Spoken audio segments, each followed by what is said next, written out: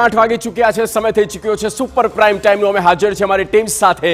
હું છું જગદીશ અને ગુજરાતમાં મેઘરાજાની તોફાની બેટિંગ જોવા મળી રહી છે. ચોમાસાની જ્યારથી સત્તાવાર શરૂઆત થઈ ત્યારથી ગુજરાતના અનેક જિલ્લામાં જળબંબાકારની સ્થિતિ છે. આજની વાત કરીએ સુરતમાં, જ્યાં 6 કલાકમાં 9 ઇંચ કરતાં વધુ વરસાદ ખાબકી ગયો, જેના કારણે સ્થિતિ વધારે કફોડી બની ગઈ. આખા સુરત શહેર જાણે ડૂબી ગયું હોય તેવા દ્રશ્યો સામે આવ્યા. કોઈ એવો વિસ્તાર નથી જ્યાં જળબંબાકારની સ્થિતિ ના હોય. ભારે વરસાદ છે, સુરતીઓને ખૂબ જ હાલાકી પડી રહી છે.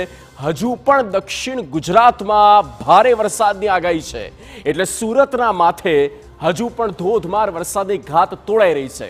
ત્યારે જુઓ ગુજરાતમાં જૂન મહિનામાં કેવી રીતે જોવા મળી રહ્યો છે જળપ્રહાર.